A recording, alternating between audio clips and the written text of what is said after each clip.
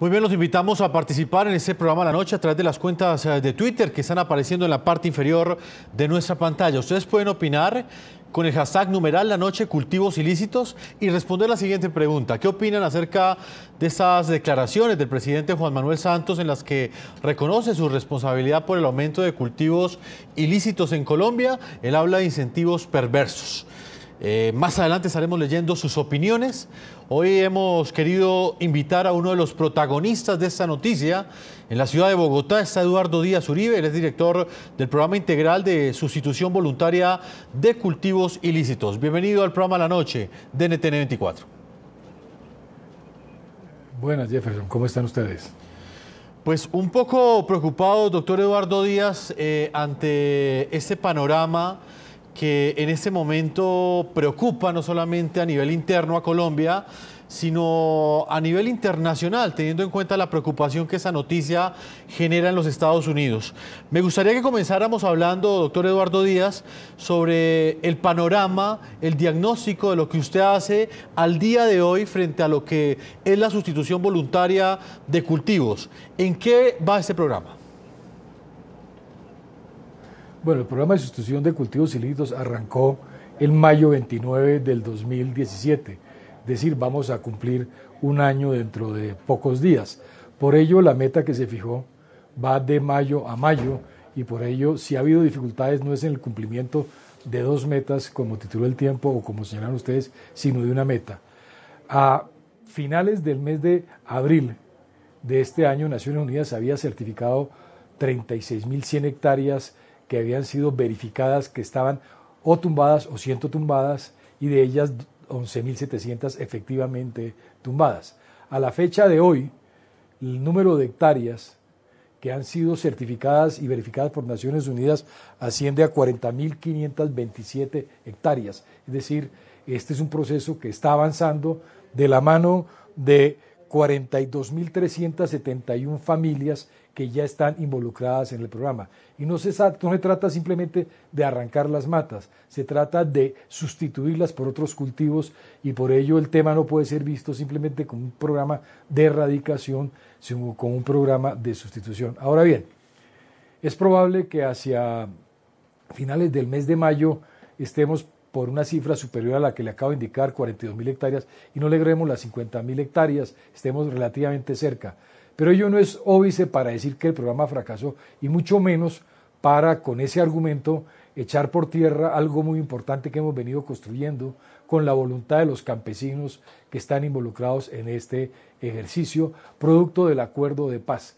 Esto es importante porque lo único que no podemos hacer es cerrar la puerta a estas familias campesinas, estos miles de familias campesinas, y decirles qué pena, esto se acabó y a ustedes les figura es la confrontación, la estigmatización y el pasado que estamos superando. Ahora bien, si hay una responsabilidad por llegar a 45.000 y no a 50.000 frente a sus cámaras, está el responsable y habré de responder por ello, ya sea o porque te quede optimismo, o ya sea porque porque no medimos factores que estamos enfrentando, como los temas de seguridad que han impedido, que han significado vidas de muchos líderes campesinos, amenaza a la comunidad, a las propias unidades y a los propios funcionarios. Pues doctor Eduardo Díaz, por esa razón agradecemos que esté hoy aquí en el programa de la noche y lo veo bastante optimista frente a lo que representan estas cifras. Ya hemos cumplido los primeros 12 meses, según usted me lo indica, de este programa de sustitución voluntaria de cultivos. Sí. ¿Por qué únicamente la Organización de Naciones Unidas ha certificado nada más 11.700 hectáreas de las 50.000 que fue el compromiso que adquirió el gobierno nacional? Ok, a ver, Naciones Unidas ha certificado a la fecha de hoy 42.000 que están siendo retiradas o han sido retiradas. No, en sustitución voluntaria. voluntaria. En una segunda visita que es necesario realizar correcto. En una segunda, esas hectáreas que está retirando la gente, sí, es necesario primero visitarlas para certificar que van a ser retiradas y que están ahí.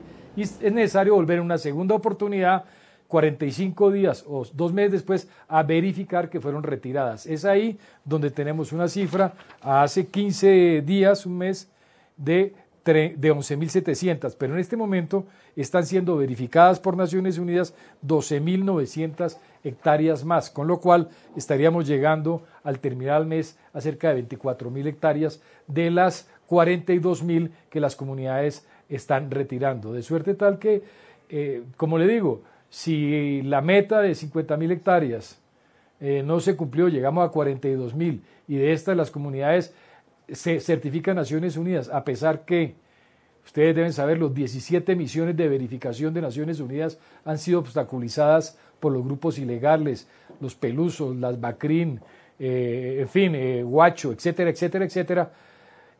Si eso tiene que tener una responsabilidad, el responsable está enfrente, pero eso no puede significar que se pare el proceso, que es un proceso que es de las comunidades y en el cual...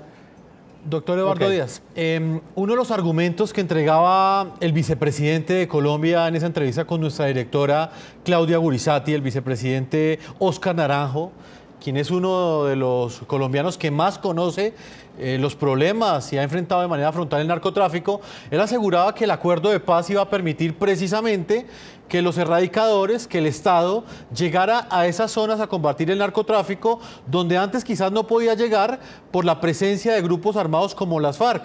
Usted me dice que finalmente las FARC se fueron, pero entonces llegaron otros grupos que siguen impidiendo ese proceso de erradicación y que por esas razones que no se ha cumplido esa meta.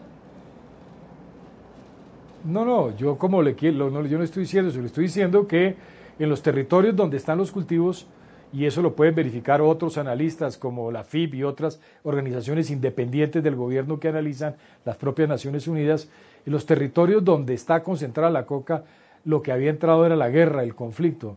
El proceso de paz nos ha permitido a nosotros entrar de la mano el acuerdo de paz a esos territorios, pero el que nosotros entremos a los territorios y haya avanzado el proceso de paz no significa que los que se lucran de las rentas ilegales, los que trafican, pierdan su condición de traficantes.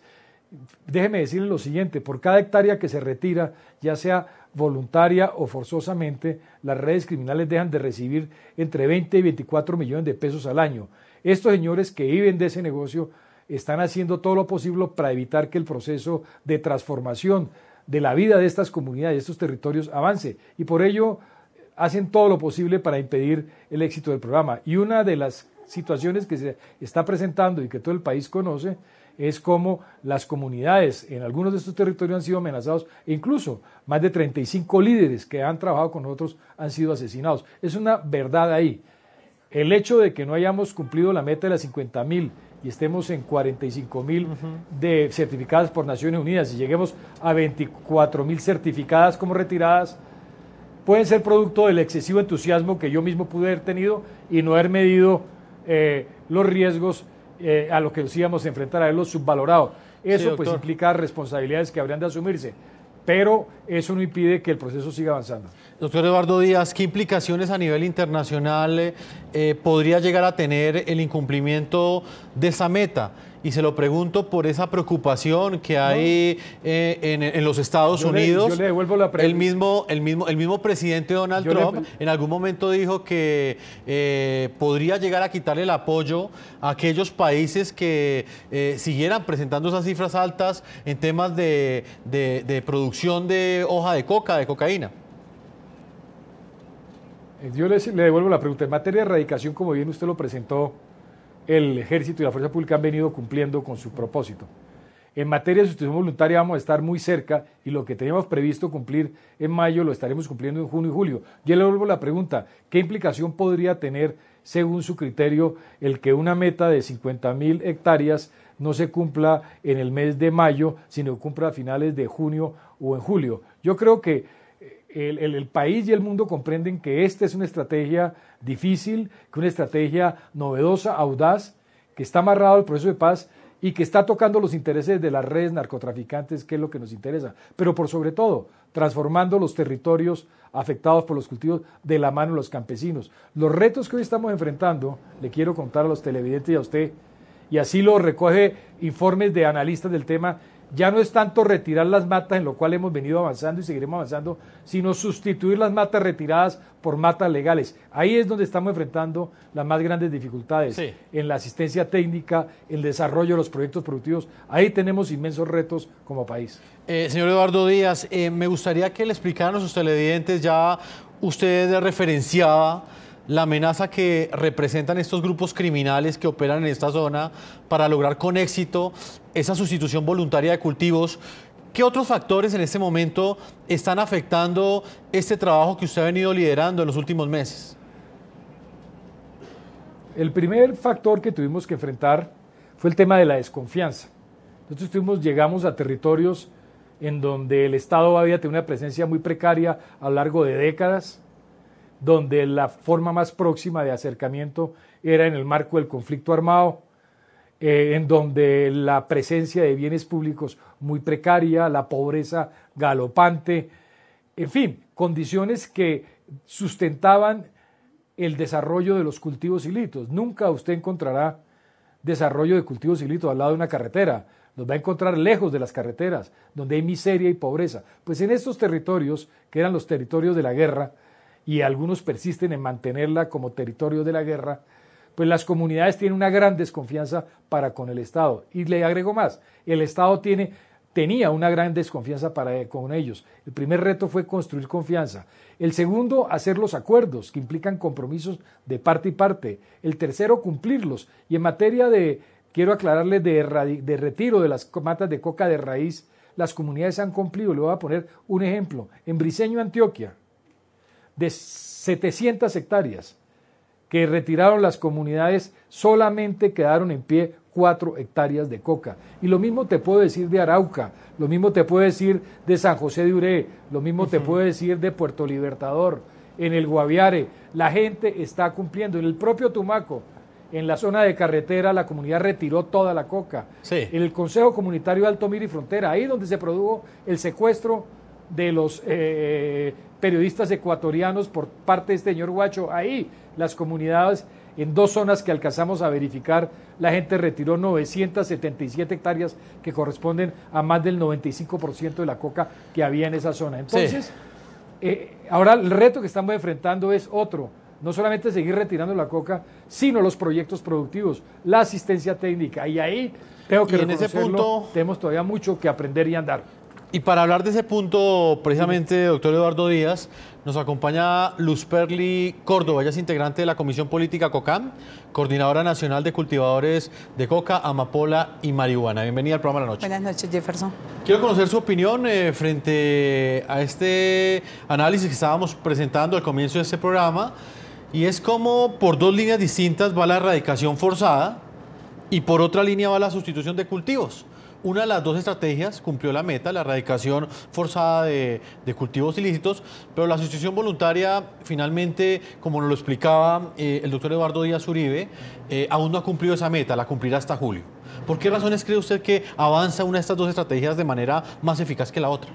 A ver, hay que decir en primer lugar, un poco recogiendo las palabras del doctor Eduardo Díaz, y es que es muy fácil llegar a un territorio con ejército y con erradicadores y arrancar unas plantas y subirse en el helicóptero e irse. Otra cosa muy diferente es llegar, hablar con las comunidades, ganar confianza con las comunidades, posteriormente adelantar un proceso comunitario de transformación del territorio que implique precisamente retirar las matas de coca. Esas son 2 cosas completamente diferentes, y estamos hablando, cuando se habla en el proceso de paz, de una paz estable y duradera, estamos hablando precisamente de transformar el territorio. Y esto no se transforma a las malas, no se transforma con represión, se transforma precisamente, como lo dice el mismo acuerdo de paz, con participación comunitaria. Los campesinos y campesinas nos hemos comprometido, Eduardo lo reconocía, efectivamente hemos cumplido, estamos cumpliendo, y hasta donde los campesinos han firmado, han cumplido con su palabra, y lo ha verificado Naciones Unidas. Tenemos dificultades, muchas, hemos perdido 31 compañeros desde que empezó este proceso en un añito largo, hemos perdido 31 compañeros asesinados precisamente por estar dentro del programa de sustitución, estarlo promoviendo, líderes, lideresas muy importantes para nosotros, vidas que se quedaron ahí en el camino con la ilusión precisamente de transformar el territorio. Son asesinados por grupos narcotraficantes que no quieren que el negocio que representa la hoja de coca desaparezca de estos territorios. Efectivamente es así, y creo que ahí el gobierno cometió un error gravísimo, y es que Naciones Unidas, nosotros como organizaciones y todos advertimos que era necesario y era urgente que antes de ingresar al territorio con el programa de sustitución, con la implementación del punto 4, se creara realmente un programa especial para proteger a las comunidades y a sus líderes, porque cuando salen las FARC de los territorios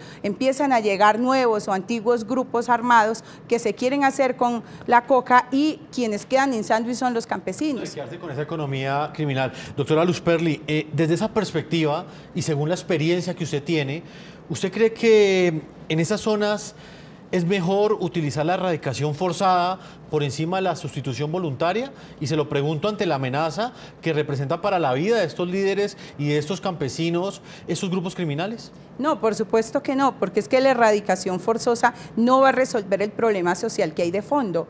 Y el mismo acuerdo de paz reconoce, que firmó el gobierno y que firmó FARC, reconoce que allí hay un problema de fondo muy profundo de exclusión social, de abandono de los territorios, y allí es donde hay que colocar el acento precisamente para rescatar esas manos de los campesinos para la producción lícita. Y nosotros siempre hemos dicho, los campesinos que representamos son campesinos pobres, que no se están haciendo ricos con la coca, que no tienen otras opciones y que el Estado tiene la obligación de darles otras opciones para que salgan de esa situación tan difícil en la que están. Doctora Luz Perli, antes de ir con Juan Carlos Garzón, que en este momento está con nosotros en Vancouver, Canadá, quiero hacerle una última pregunta en este bloque.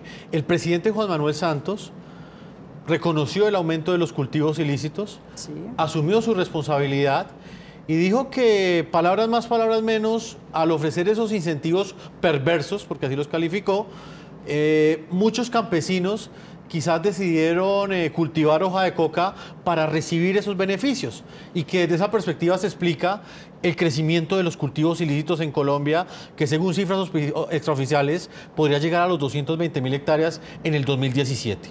¿Usted qué opina de estas declaraciones? No, no es cierto lo que dice el presidente, porque en efecto los campesinos y campesinas pequeños cultivadores, cuando se firmó el acuerdo de paz, pararon de crecer los cultivos por parte del pequeño cultivador. Lo que pasa es que también no se reconoce que hay grandes cultivos y que hay cultivos que no son de campesinos, que son de bandas criminales, que son de otros dueños, por los cuales el campesinado no tiene por qué responder. Y efectivamente nosotros hemos dicho, el campesinado hay que rescatarlo de esa situación, sacarlo de esa espiral de violencia y llevarlo a una situación de condiciones de vida digna. Pero el que los campesinos del común y corriente se hayan abocado a sembrar más coca, al contrario, para recibir más beneficios, eso no es cierto. ¿Usted no está de acuerdo con lo que dijo el presidente? Eso no es cierto, no estoy de acuerdo con esa afirmación. Voy a Vancouver, Canadá, con Juan Carlos Garzón, investigador de la Fundación Ideas para la Paz. Bienvenido al programa La Noche, NTN 24, y quiero conocer su opinión sobre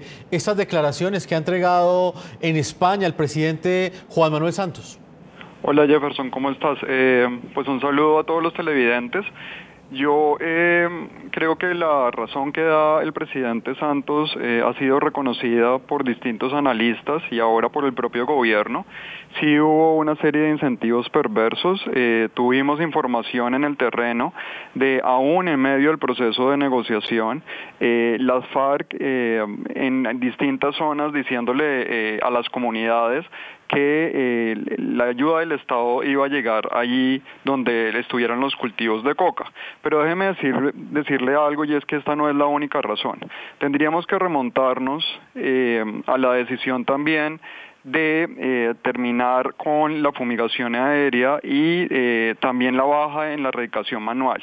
¿Y por qué remito esto? No porque la fumigación sea una solución de largo plazo, incluso tiene varios problemas, pero el tema es que no hubo un plan B. cuando se tomó esa decisión, tuvimos un espacio de tiempo entre esa decisión y la implementación de los acuerdos en donde realmente no tuvimos ninguna política que guiara lo que hacía el Estado. En ese periodo se da un crecimiento muy fuerte de las hectáreas de coca, y ya cuando empieza la implementación del acuerdo, pues hay este pesado lastre del crecimiento que habíamos tenido antes. Entonces digamos que allí hay una explicación también muy importante, y es que en el medio del proceso de negociación con la guerrilla de las FARC, no solamente, digamos, estuvieron los incentivos perversos, sino que además el Estado careció de un plan B para contener los cultivos, lo cual le termina pasando la factura en la implementación de los acuerdos, donde además no tuvimos un plan de respuesta rápida, perdiendo así esa ventana de oportunidad que se produjo con el desarme de las FARC. Sí. Señor Eduardo Díaz Uribe, ¿cuáles son esos incentivos perversos de los que habló el presidente Juan Manuel Santos en España? Es decir, yo comparto la idea que hemos tenido que trasegar con el tema del crecimiento de los cultivos, lo cual ha sido un pesado fardo, como dice el doctor Garzón, en este proceso. Las causas, además de ese eventual incentivo perverso, también las encontramos en la devaluación del peso colombiano, que es una razón económica importante, en la caída del precio del oro, que hizo trasladar capitales de la actividad ilegal, de la minería ilegal, hacia los cultivos, y sin lugar a dudas también el comportamiento de las bandas criminales y de narcotraficantes. Lo cierto es que esa es la situación que tenemos que enfrentar, y lo que hay que hacer es enfrentarla más allá de cualquier consideración, y en ese orden de ideas la ventana de oportunidad que ofrece el proceso de paz está abierta y hay que persistir en ella, no sin dificultades. Analistas independientes como la FIP, con la que tenemos diferencias en temas y en otros no, señala que hoy el gran reto, o los dos grandes retos, son seguridad en estos territorios, por supuesto, y también el tema de lo productivo, porque no se trata simplemente de retirar una mata. El país tiene que aprender a ver que la sustitución de cultivos no es erradicar matas, es retirar unas matas para sembrar vida, para sembrar desarrollo, para sembrar transformación. Y ahí, en el reciente informe de la FIP, nos llaman la atención muy enérgicamente sobre la necesidad de fortalecer lo productivo. Doctor Eduardo Díaz, muy puntualmente, porque debo marcar una primera salida a comerciales, el presidente Juan Manuel Santos habló de unos incentivos. ¿Esos incentivos llevaron a que campesinos decidieran sembrar más hoja de coca para recibir en el futuro futuros beneficios dentro de ese programa de sustitución voluntaria de cultivos ilícitos? Mire, yo creo con sinceridad que pudo haber un incentivo perverso, pero los campesinos que han llegado al programa, que son 123,000 familias que levantaron la mano para decir queremos entrar a la sustitución, no se van a entregar, por decirlo así, por cuenta de una cifra de 20, 30 millones de pesos. Lo importante de esa levantada de la mano son las familias campesinas, millones de campesinos que le están diciendo sí a la paz, sí avancemos la transformación, sí hagamos desarrollo, porque es que el problema de los incentivos, comillas, del tema de sustitución son poca cosa frente a lo sustantivo, que son las vías, la tierra, la reforma agraria, la educación. Mire un tema, ¿por qué en Ecuador no hay cultivos? Hay quienes dicen que, entre otras circunstancias, es porque en Ecuador los campesinos son propietarios de la tierra y perderían la titularidad de la misma si cultivan ilícito. En Colombia, el 99% de los campesinos que tienen coca no son propietarios de la tierra. Vamos a marcar una primera pausa a comercial. Estamos con un análisis desde tres ángulos opuestos sobre una noticia que genera impacto en Colombia, teniendo en cuenta que ya en las próximas semanas conoceremos cuál fue la cifra de cultivos ilícitos en el 2017, cuántas hectáreas en Colombia fueron cultivadas el año pasado, una cifra que preocupa desde ya a los Estados Unidos y a nivel interno también genera mucha preocupación en Colombia. Vamos a una primera pausa a comerciales y ya regresamos a este programa de la noche.